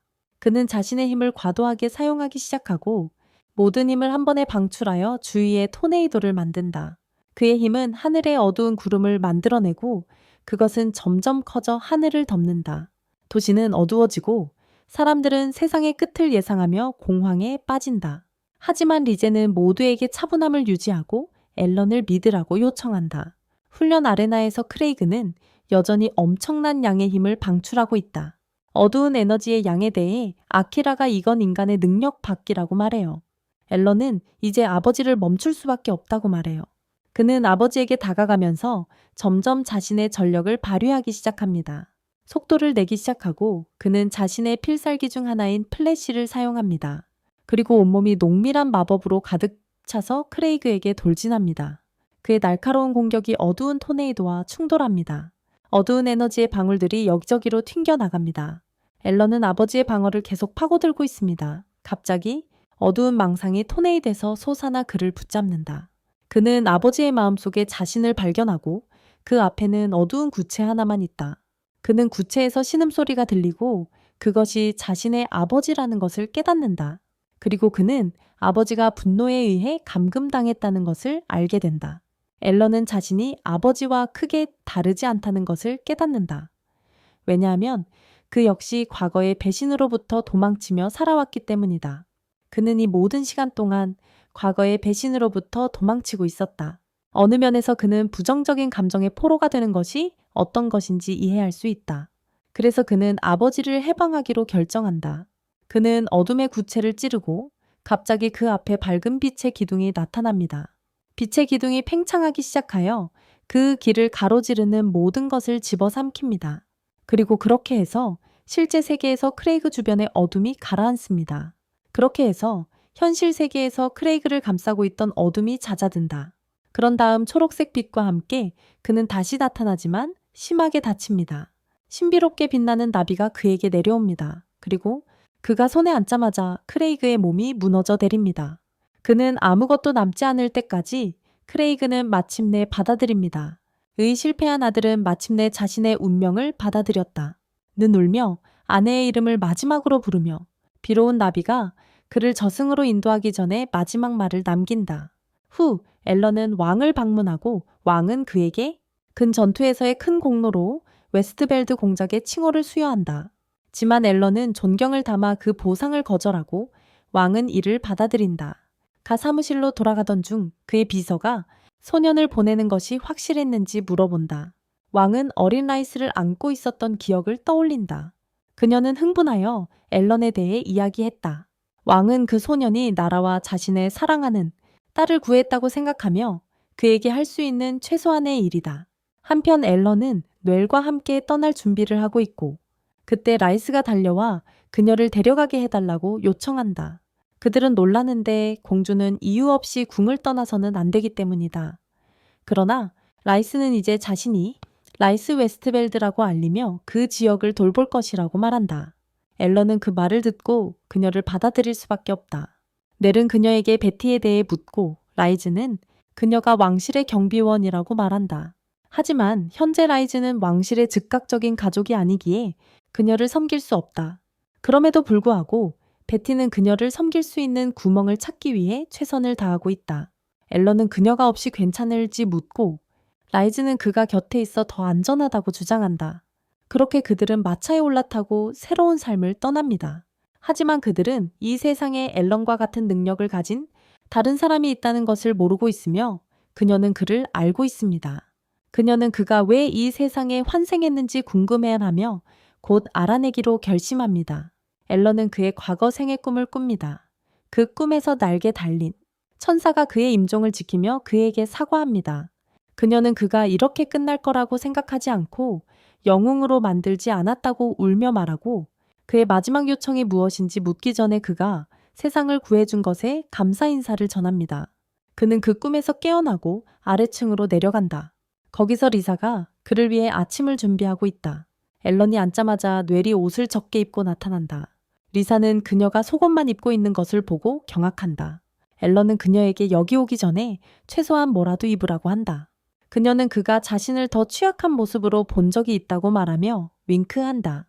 리사는 충격을 받고 그를 흔들며 설명을 요구한다. 그는 식사를 하며 상황을 설명하고 뇌의 작업실에 대해 말한다. 너무 더워서 그녀가 옷을 벗었고 그게 끝이었다. 넬은 그에게 새로운 무기를 시험해보기 위해 도와야 한다고 상기시킨다. 그리고 리사는 그에게 서류 작업도 도와야 한다고 말한다. 그는 로리에게 함께 낮잠을 자겠다고 약속했고 앨런은 모든 약속을 잊어버렸기 때문에 패닉에 빠진다. 그때 모험가 길드에서 온 접힌 종이처럼 생긴 소녀가 그를 찾아온다. 그녀는 그에게 수많은 요청이 있기 때문이었다. 그녀가 그를 데려가려는데 리사와 다른 사람들이 그들을 멈춘다. 그들은 알란과 시간을 보내기 위한 권리를 두고 서로 싸우기 시작하고 그는 갑자기 받게 된 주의를 부끄러워한다. 그는 모든 것을 해내지만 그로 인해 지나치게 지쳐버린다. 그 후 그는 모두에게 가까운 제국으로 여행을 가서 페이스를 바꾸고 싶다고 말한다. 길에서 좋은 장소를 찾으면 거기에서 영구적으로 정착할 것이라고 말한다. 리사가 그에 대해 기뻐하지 않지만 누른 로리에게 빅터 제국에 대해 말한다. 빅터 제국은 그들의 왕국과 우호적인 관계를 맺고 있는 강력한 나라이다. 그곳은 여러 드워프 철장이 유명하다. 널은 앨런과 함께 제국을 보러 가기로 결정한다. 로리도 함께 가겠다고 하고 널은 앨런이 그들을 동행하게 하도록 설득한다. 하지만 리사는 공작직을 관리하기 위해 남아 있어야 한다. 그녀는 베티를 부르고 이를 그녀에게 맡기고 앨런의 여행에 동참할 수 있도록 한다. 가는 길에 널은 그녀에게 공작직을 떠나는 것이 정말 괜찮은지 묻는다. 여행을 가야 하는데 리사가 제국에 가서 확인해야 할 일이 있다고 말해요. 제국이 그들과 우호적인 관계에 있지만 황제는 야망이 크고 몇 달 전 혼란 속에서 그들을 공격했을 것이다. 하지만 그들은 아무것도 하지 않았고 그녀는 웨스트펠드의 새로운 공작 부인으로서 그들이 어떤 음모를 꾸미고 있는지 알고 싶어 한다. 곧 그들의 마차는 거친 산길을 지나고 널은 부드러운 길로 갈 수 없냐고 불평한다. 갑자기 앨런이 마차를 멈추고 앞에 있는 모래 늑대라는 괴물을 발견했다.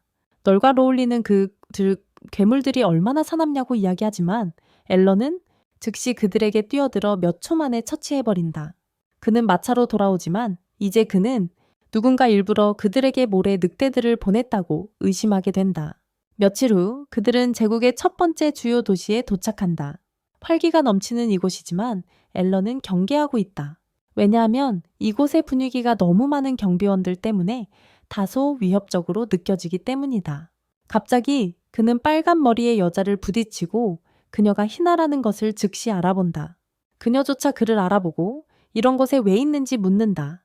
그는 그녀에게 질문을 던지며 호의가 없는 황제 후작의 딸이 여기서 무엇을 하고 있는지 묻는다. 그녀는 당황하며 그에게 손을 떼라고 하고 그는 그렇게 한다. 알란의 여자들은 그가 희나와 가까운 것에 질투하지만 리사는 그녀를 알아본다.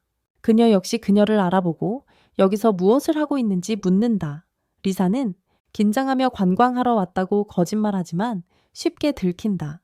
희나는 그녀에게 질문하지 않지만 모두에게 제국이 위험하다고 조언한다. 지금 혼란과 혼돈의 상태에 있으며 단 하나의 불꽃이 재앙으로 이어질 수 있습니다. 그래서 그녀는 앨런과 그의 소녀들이 문제에 휘말리기 전에 그들의 나라로 돌아가길 원합니다. 그녀는 제국에서 가장 두려워하는 기사인 블랙울프 기사단조차도 황제에 의해 스스로 행동할 수 있는 권한을 부여받았다고 밝혔습니다. 희나가 그들에게 블랙울프 기사단을 어떤 대가를 치르더라도 피하라고 말한 후 즉시 떠납니다. 리사와 다른 이들은 여기서 무슨 일이 일어나고 있는지 혼란스러워하지만 앨런은 무언가를 발견한 그는 희나를 쫓기로 결심하고 그의 여자아이들을 뒤에 남겨둡니다.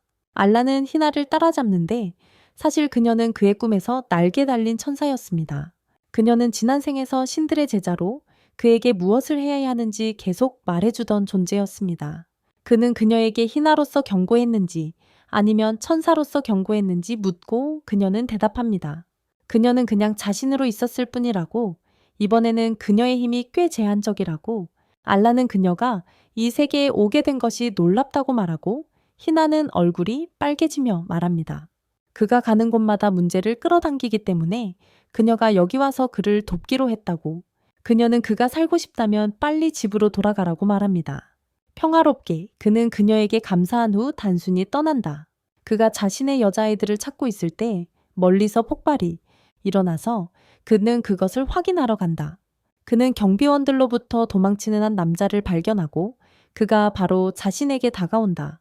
범죄자는 자신의 검을 뽑아들며 앨런에게 비켜나라고 말한다. 그는 그를 가볍게 뒤에서 쳐서 넘어뜨린다. 갑자기 그 남자는 검은 연기에 둘러싸이고 그의 뒤에 마법진이 나타난다. 그의 몸에서 모든 구멍에서 피가 튀어나오고 그 남자는 즉시 죽는다. 곧장 기사들이 그곳에 도착하고 그들의 대장 상황과 앨런이 거기서 무엇을 하고 있었는지에 대해 호기심을 보인다. 밤 기사대장이 그를 신문할 때 그녀는 손을 들어 올린다. 여기서 무슨 일이 있었는지 알고 싶어하며 앨런은 자신을 방어하기 위해 그 남자를 때렸지만 그는 그를 죽이지 않았다고 말한다. 밤 기사대장은 그에게 믿기 어렵다고 느끼며 어떻게 무기를 사용하지 않고 선물도 없이 그 남자를 그렇게 잔인하게 죽일 수 있는지 묻는다. 그녀는 자신의 능력 덕분에 다른 사람들이 어떤 능력을 사용했는지 볼 수 있다고 설명한다. 그 능력의 단점은 그녀가 어떤 일에 악마가 관련되어 있는지 볼 수 없다는 것이다. 앨런은 자신이 악마가 아니라고 말하지만 그녀가 쉽게 믿지 않을 것이라는 것을 안다. 그녀는 만약 그가 확실한 증거를 제시하지 못하면 악마라는 의심으로 그를 체포할 것이라고 확언한다. 야간 경비대장이 그를 잡으려 할 때 그가 갑자기 보이지 않게 되자 그녀는 당황한다. 그녀는 기사들을 보내 국경을 잠그고 알란을 곳곳에서 찾게 한다. 그런 사이 알란은 롤리의 도움으로 구출되었고 그녀는 그를 하수도로 데려오고 그곳에서 희나, 리사, 뇌리 그를 기다리고 있다. 희나는 그녀의 경고에도 불구하고 그가 공영에 처한 것에 화가 난다. 하지만 그는 그녀가 그의 여자아이들과 무엇을 하고 있는지 혼란스러워 한다. 리사는 그들이 그가 돌아오기를 기다리고 있었다고 설명한다. 그때 희나가 그들에게 다가와 롤리에게 그를 도와주라고 말했다.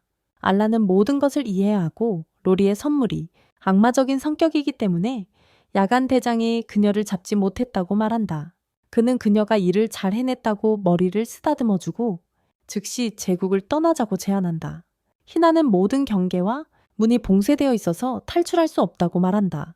로리의 힘조차 그들을 도와줄 수 없는데 이번에는 기사들이 경계를 할 것이기 때문이다. 알라는 희나를 주시하며 그녀가 그들을 도와줄 수 있을지도 모른다고 말합니다. 그녀는 모두를 자신의 집으로 데려가고 집사는 알란을 알아봅니다. 알란도 그 집사 실라스를 알아보는데 그는 그들의 가족을 섬기던 사람으로 미친 아버지에게 쫓겨난 적이 있습니다. 실라스는 알란에게 희나가 자신과 가족에서 쫓겨난 모든 사람을 고용했다고 말하고 그녀는 당황해 합니다. 그 후 그들은 안으로 들어가고 넬과 롤리는 소파에서 계속 튕깁니다. 알란은 바로 본론으로 들어가서 그녀에게 제국에 무슨 일이 있었는지 묻습니다. 희나가 그들에게 1년 이상 전에 황제가 암살당했다고 말합니다. 리사는 그것이 제국이 그들을 침략하지 않은 이유라는 것을 깨닫습니다. 넬은 희에게 이렇게 중요한 정보를 외부인에게 공개해도 괜찮은지 묻습니다. 희나는 그들이 이 정보를 악용할 사람이 아닐 것이라고 믿는다고 답합니다. 그들은 각자의 방으로 돌아가고 희나는 밤에 알란을 방문합니다. 그는 그녀에게 악마가 암살에 관련되어 있다고 의심하는지 묻고 그녀는 동의합니다. 그녀는 오직 악마나 알란만이 왕의 경비를 통과해 그를 죽일 수 있다고 믿으며 그는 그녀도 그럴 수 있다고 말합니다. 희나는 그 일을 하는데 자신에게 아무런 이득이 없다고 주장한다. 앨런은 그럼 언제부터 자신을 지켜보고 있었냐고 묻는다. 그렇지 않다면 그녀는 집사를 고용하고 그가 제국에 들어온 직후에 그를 만나지 않았을 것이다. 희나는 그것은 단순한 우연이었다고 말하며 자신의 방으로 나간다. 앨런의 방을 나서자마자 그녀는 오랜만에 그의 미소를 보게 되어 기쁘다. 그들의 전생에서 그녀는 신들의 제자로서 그의 곁에서 봉사했다.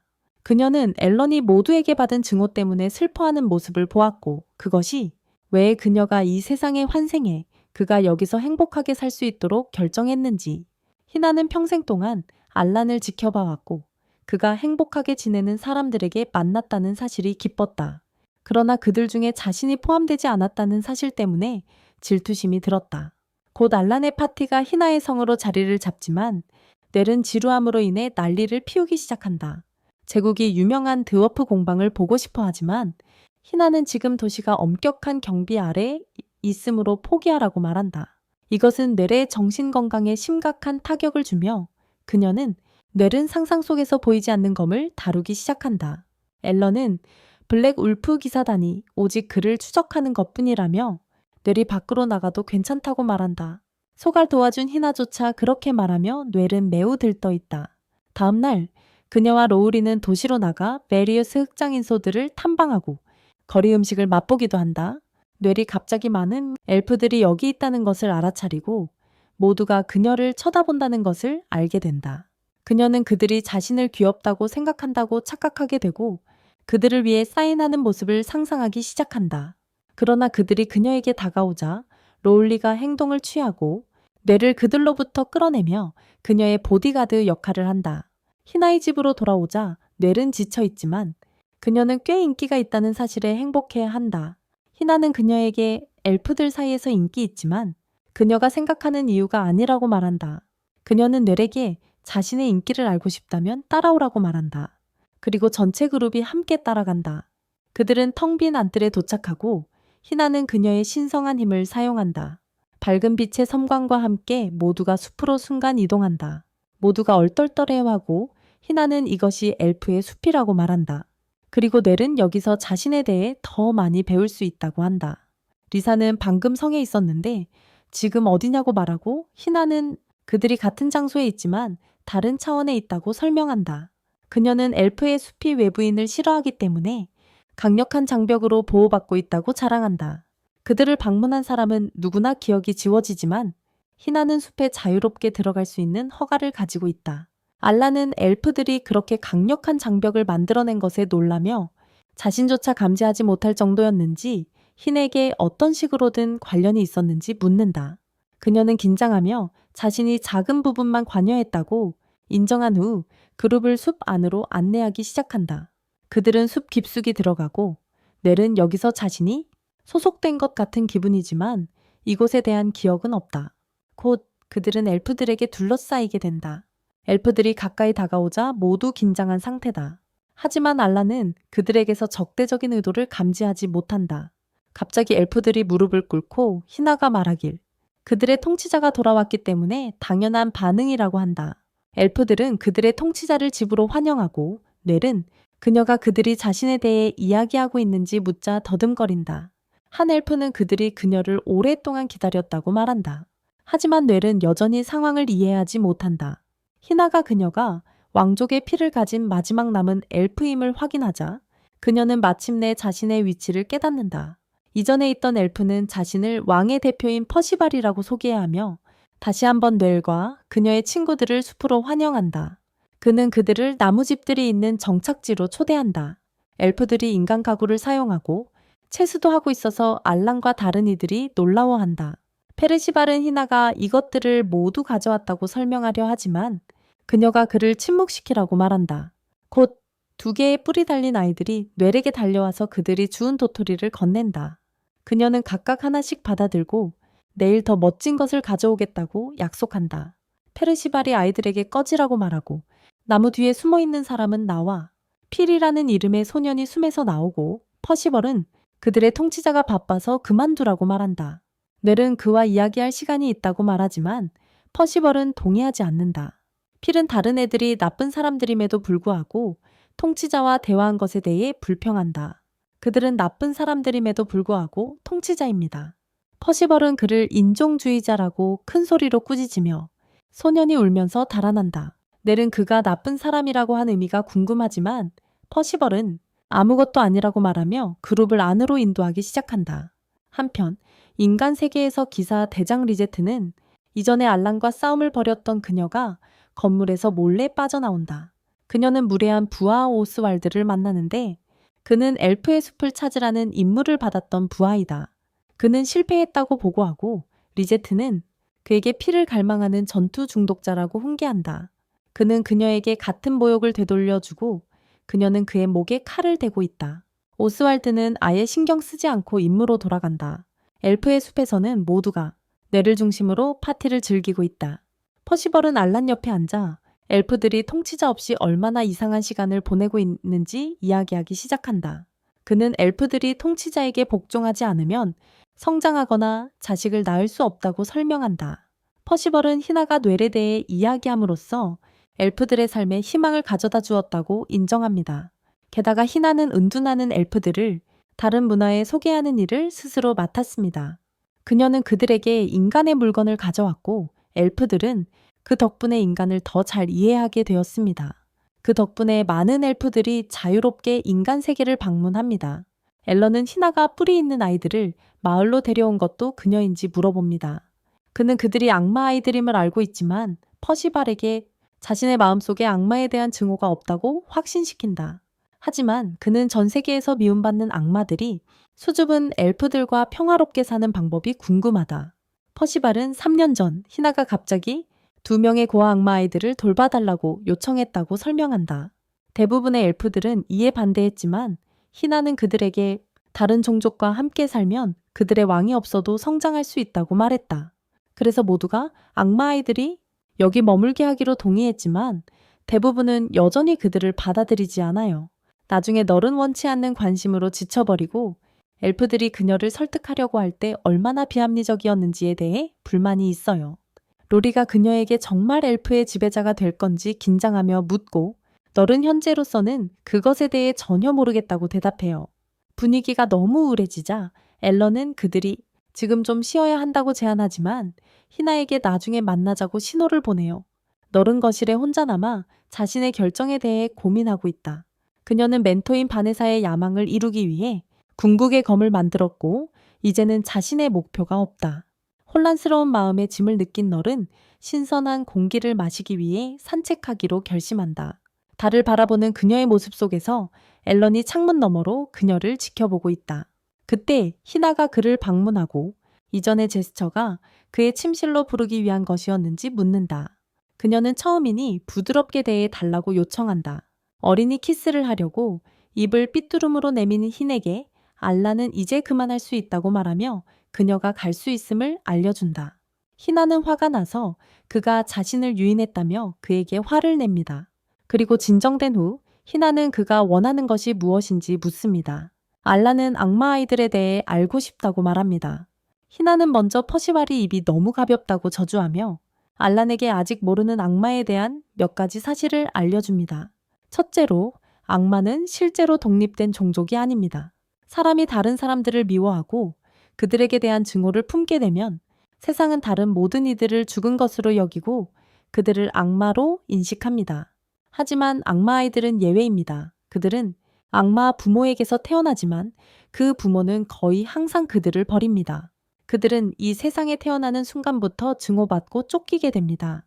그래서 그들의 증오와 악마적인 속성이 자라나는 것입니다.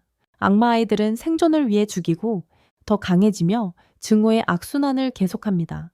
희나는 두 아이가 쫓기고 있을 때 그들을 발견했다고 말합니다. 인간들에 의해 그녀는 그들을 그냥 두지 않을 수 없었고 그래서 그들을 구해주었다. 앨런은 그녀를 바라보며 미소 짓고 그녀가 그렇게 할 것이라고 생각했다고 말한다. 다음 날 퍼시벌은 넬과 그녀의 친구들을 숲속의 신비한 호수로 안내한다. 넬은 정신이 없어진 것 같고 희나가 그녀에게 묻는다. 결정을 내리는 것에 대해 너무 괴로워하고 있는지. 그녀는 넬에게 엘프의 통치자가 되는 것에 대해 죄책감을 느끼지 말라고 부탁한다. 그들은 스스로 살아가는 방법을 찾고 있기 때문이다. 바로 그때 두 악마 아이들이 그곳에 온다. 넬에게 반짝이는 돌을 선물했어요. 그들이 약속했던 대로요. 그녀는 그들에게 감사 인사를 하고 희나가 그것이 영혼의 돌이라고 언급해요. 엘프의 힘이 결정화된 것으로 연금술에서 소중한 재료예요. 갑자기 소년필이 나타나서 영혼의 돌을 던져버려요. 그는 악마 아이들에게 그들의 군주에게서 멀리 떨어지라고 말해요. 그리고 그들은 울기 시작해요. 뇌리 그들을 위로하려고 하자 퍼시발이 인종차별적인 쓰레기를 혼내지만 그는 도망가요. 앨런은 엘프들이 악마를 깊이 싫어한다는 것을 깨닫고 희나는 단지 엘프들이라도 리사처럼 친절한 사람조차 아이들을 접근하는데 문제가 있다네. 그런데 희나는 인간 도시의 거리에서 피리 오는 것을 발견하고 다가간다. 희나는 그가 이전에 상당히 무례했다고 말하고 필은 그 악마들이 통치자들에게 가까워지는 걸 막을 수 없었다고 답한다.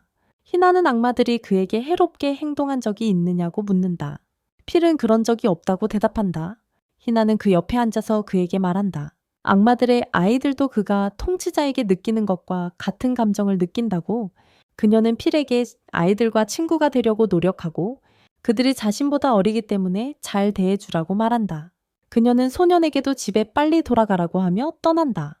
필은 자신이 악마 아이들에게 동의해체해야 한다는 것을 깨닫지만 일어서는 순간 그의 앞에 못된 기사 오스왈드가 나타난다. 그는 도망치려 하지만 오스왈드가 그의 목을 잡고 칼을 뽑아 필에게 엘프 숲으로 가는 길을 보여주라고 요구한다. 한편 엘프 마을에서는 그들의 군주를 기리는 성대한 축제가 열린다. 이 괜찮을지 걱정되는데 그녀의 모습이 통치자가 되는 생각이 그녀에게 부담을 주고 있는 것 같아요. 앨런 어란은 바쁘게 입에 음식을 넣고 그녀의 입장에 있는 사람은 누구나 식욕을 잃을 것이라고 말합니다. 희나 몬테는 노를 어떻게든 도와주고 싶지만 앨런은 그것은 그녀가 스스로 결정해야 할 문제라고 대답합니다. 하지만 그들의 걱정은 전혀 근거가 없어요. 이 음식에 관심이 없는 유일한 이유는 그녀가 그리고 퍼시발에게 손님들을 안내하라고 맡긴다. 퍼시발은 그녀가 실종자를 찾기 위해 직접 나갈 필요가 없다고 말하지만 그녀는 집으로 돌아갈 시간이라고 확신시켜주며 그녀에게는 문제가 되지 않을 것이라고 한다. 그렇게 떠나고 앨런이 퍼시발에게 무슨 일이냐고 묻는다. 그는 필이라는 소년이 숲을 떠났지만 아직 돌아오지 않았다고 대답한다. 도시에서 희나가 필을 찾아 거리에서 찾아보지만 어디에서도 그를 찾을 수 없다. 반면 앨런과 그의 친구들은 돌아왔다. 엘프 마을을 보며 그는 엘프들이 정말 자유롭다고 말합니다. 롤리는 주위를 둘러보며 그들이 자유롭기보다는 더 게으른 것 같다고 말합니다. 퍼시벌은 근면하다는 단어가 엘프들에게 잘 어울리지 않는다고 대답합니다. 왜냐하면 그들은 너무 오래 살고 너무 천천히 성장하기 때문입니다. 그들이 시간을 경험하는 방식도 다른 종족들과 다릅니다. 그래서 그들에게는 열심히 일하는 것이 무한히 덜 보람차게 됩니다. 롤리는 퍼시벌에게 엘프들이 일을 하지 않으면 어떻게 음식을 얻는지 묻습니다. 그는 단순히 손을 뻗자 사과가 거기에 나타납니다. 모두 그의 트릭 뒤에 숨겨진 비밀이 무엇인지 궁금해하고 그는 그들이 원하는 순간 숲이 풍성한 제품을 나누어 준다고 설명한다. 엘프는 숲의 일부이기 때문이다. 리사와 그녀는 이 개념을 완전히 이해하지 못하지만 앨런은 그의 마법의 눈을 사용하여 엘프와 숲이 같은 에너지 서명을 가지고 있다는 것을 발견하고 퍼시벌은 그에게 감명을 받는다. 숲과 엘프 간의 연결에 대해 더 설명한 후 퍼시벌은 뇌렉의 숲에 대해 어떻게 생각하는지 묻는다. 그녀는 그것이 좋고 평화롭지만 뭔가 부족하다고 대답한다. 앨런이 갑자기 끼어들어 퍼시벌에게 그도 숲에서 살 수 있는지 묻는다. 그는 리색에 항상 평화롭게 살 곳을 찾을 계획이었다고 말하며 이보다 더 좋은 곳은 없다고 말합니다. 퍼시발은 여기 살려면 앨런이 그들 중 하나임을 증명해야 한다고 답하고 그 방법을 알려줄 수 없다고 말합니다. 왜냐하면 모든 것은 숲이 결정하기 때문입니다. 앨런은 정말로 마을에 머물고 싶다고 말하며 퍼시발에게 사과합니다. 그는 아이들이 조금 자라면 떠날 것이라고 믿습니다. 앨런은 법의 허점을 찾고 퍼시발에게 묻습니다. 그가 마을에 잠시 머물 수 있는지. 그는 괜찮을 것이라고 믿고 그때 앨런이 짧은 시간의 정의가 무엇인지 묻는다. 퍼시벌은 약 100년 정도라고 말하고 리사는 그 말을 듣고 경악한다. 갑자기 바람이 불기 시작한다. 하지만 그것은 숲이 알아보지 못하는 어떤 존재다. 롤리는 그것이 수상한 사람인지 묻지만 그는 긴장하지 말라고 말한다. 제국에는 그들의 숲으로 법적 수단을 통해 들어갈 수 있는 많은 사람들이 있습니다. 그는 뇌렉에 사과하며 지금 손님이 오기 때문에 여행을 중단해야 한다고 말합니다. 그의 여행을 지금 중단해야 한다고 말합니다. 넬이 그에게 문제가 없다고 말하자 퍼시발은 떠납니다. 그런 다음 앨런은 돌아가야 한다고 제안하지만 넬은 숲을 탐험하고 싶어 합니다. 그들은 숙소로 돌아가서 넬이 로일리와 규칙이 다른 체스를 합니다. 넬이 로일리와 규칙이 다른 체스를 합니다. 한편 리사는 앨런에게 그가 정말로 숲에 남을 계획인지 묻고 그는 진지하게 고려하고 있다고 답한다. 이로 인해 그녀는 질투심을 느끼고 입을 삐죽거리며 물론 그가 여기 있고 싶은 이유는 사랑하는 희나가 여기 있기 때문이라고 말한다. 앨런은 그녀의 질투를 이해하지만 그의 희나와의 관계는 그녀가 생각하는 것과 다르다고 확신시킨다. 리사는 그 대답에 만족하지 않으며 그에게 자세한 내용을 말해달라고 요청하고 그는 긴장하며 설명하기 어렵다고 말한다. 그는 운명 때문에 자신과 희나가 서로 떨어질 수 없다고 말해. 이 말이 다시 한번 리색에 잘못된 생각을 하게 만든다. 한편 희나는 자신의 저택으로 돌아와 흑색 리가레의 기사단장인 도마뱀을 발견한다. 희나는 그녀가 여기에 있는 이유를 묻고 도마뱀은 그들이 입수한 정보에 따르면 황제 암살 사건의 용의자를 숨기고 있다는 것을 알려준다. 희나는 차분하게 대답하며 도마뱀이 무슨 소리를 하는지 모르겠다고 말하고 누가 이런 소리를 퍼뜨렸는지 묻는다. 도마뱀은 그것이 단순한 직감이었다고 답합니다. 그녀는 며칠 전 도시에서 용의자를 발견했지만 그 사람이 도망쳤습니다. 하지만 그는 국경을 넘지 않았고 그에게 연결되는 단서는 없습니다. 그녀는 이러한 일을 일으킬 수 있는 유일한 사람은 희나라고 선언하고 그 순간 기사들이 그녀의 집에 쳐들어옵니다. 그들은 용의자나 단서를 찾기 위해 집을 뒤지기 시작합니다. 도마뱀은 여기서 아무것도 찾지 못할 수도 있지만 용의자는 엘프의 숲에 숨어 있고 희나가 그곳에 자주 간다고 믿습니다. 희나는 이 말을 듣고 긴장한다. 한편 기사 부대장이 필과 함께 숲에 도착하고 이제 거칠게 나가려 한다. 곧 퍼시벌이 손님을 맞으러 그곳에 도착하지만 겁에 질린 필을 보고 그 남자가 소년을 이용해 여기로 들어왔다는 것을 깨닫는다. 오스왈드라는 이름의 기사가 먹고 있던 사과를 뱉고 퍼시벌을 돌아보며 그가 이곳의 우두머리인지 묻는다. 퍼시벌은 그를 희나가 경고했던 블랙 울프 기사단 중 한 명으로 인식한다. 그녀는 그에게 블랙 울프 기사단이 비법적인 권한을 부여받았다고 말했으며 그들은 이유나 책임 없이 누구든지 죽일 수 있다고 말했다. 퍼시벌은 오스왈드에게 자신을 소개하고 그의 용건을 말해달라고 요청한다. 오스왈드는 기사들이 엘프가 범죄자를 숨기고 있다고 의심한다고 말한다. 퍼시벌은 그가 누구를 말하는지 전혀 알지 못한다고 하지만 오스왈드는 자신의 권위에 취해 범인이 여기 있다고 말하면 퍼시벌이 그에게 이성을 찾으려 할 때 그의 칼날을 잡아당긴다. 그러던 중 갑자기 악마 아이들이 그곳에 나타난다. 그들은 오스왈드가 또 다른 손님이라고 생각하고 제안을 한다. 그에게 몇 가지 과일을 주자. 그는 그것들을 악마로 인식한다. 퍼시벌은 그들을 보호하려 하지만 기사에게 밀려난다. 기사는 웃으며 범죄자를 찾으러 왔지만 대신 악마를 발견했다고 말한다. 퍼시벌은 아이들에게 아무것도 하지 말아달라고 간청하지만 오스왈드는 손가락을 튕겨 거대한 폭발을 일으킨다. 너른 숲과의 연결 때문에 그 폭발을 느끼고 악마 아이들이 준 정령석을 꺼낸다. 정령석이 빛나고 너른 아이들이 위험에 처했을지도 모른다고 생각한다. 앨런이 그녀에게 무슨 일이 있었는지 묻자 그녀는 장면이 갑자기 떠올랐다고 말한다. 그녀는 검은 늑대의 기사들이 악마 소년들을 공격하는 모습을 보았다. 그녀는 이것은 용서할 수 없다고 선언하며 그들을 도우러 달려간다. 로리가 그녀와 함께하며 앨런은 뒤에 남아 항상 모든 사람을 구하고 싶었던 과거를 생각한다. 하지만 모든 사람이 그의 손에 의해 구원받고 싶어 하지 않았고 그것은 그의 마음에 구멍을 만들었다. 갑자기 리사가 그의 생각에서 그를 깨운다. 그리고 그는 너를 지원하기 위해 나가기로 결심한다. 숲에서 퍼시발은 어떻게든 아이들을 폭발로부터 보호했다. 장애물.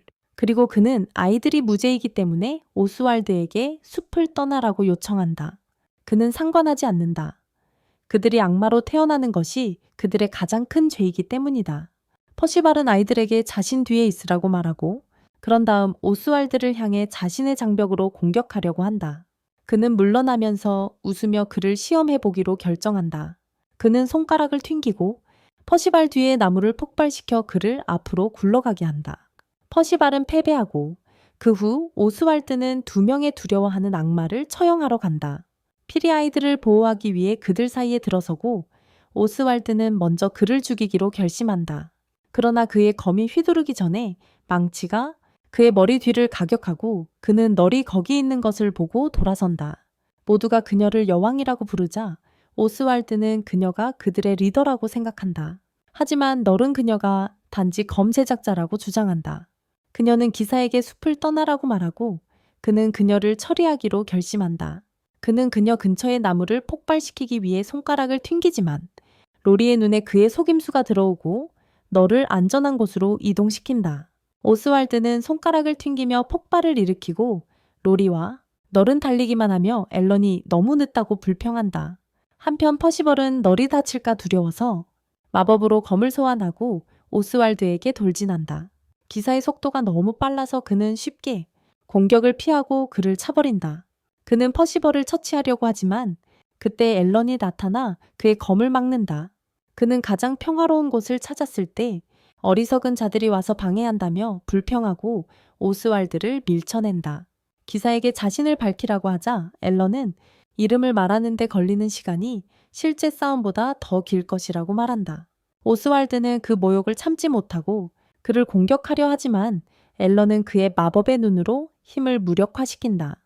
그는 그런 경우 너를 목표로 삼기로 결정하고 그의 손과 그녀 사이에 보이지 않는 사슬을 만든다. 그가 그녀에게 불꽃을 보내려 하지만 앨런이 그것을 차단한다. 오스왈드는 앨런이 자신의 능력을 꿰뚫어 볼 수 있다는 사실에 충격을 받는다. 하지만 그는 싸움이 끝나지 않았다고 외친다. 그는 검을 꺼내어 분노에 차서 그에게 돌진한다. 그러나 앨런은 즉시 그의 뒤에 나타난다. 그가 그의 처벌을 내리기 전에 그는 기사에게 왜 두 소년을 죽이려 했는지 묻는다. 그는 악마를 죽이는데 이유가 필요 없다고 대답하며 공격한다. 알라는 피하고 방역하며 전투를 재빨리 끝낸다.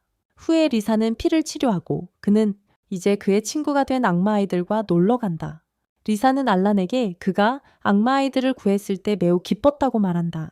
그녀는 아이들은 어떤 인종으로 태어나든지 상관없이 죄 없이 태어난다고 이야기한다. 알라는 그녀의 친절한 말에 감사한다.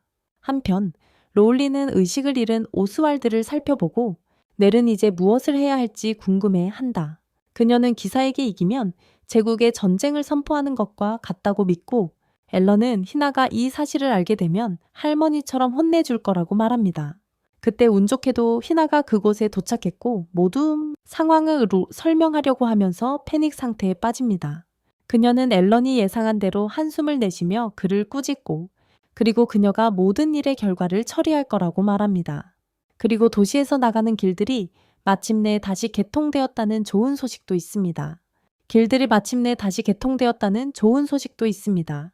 모두 빨리 집에 돌아가라고 말하지만 앨런은 이 소식에 당황하는 것 같아요.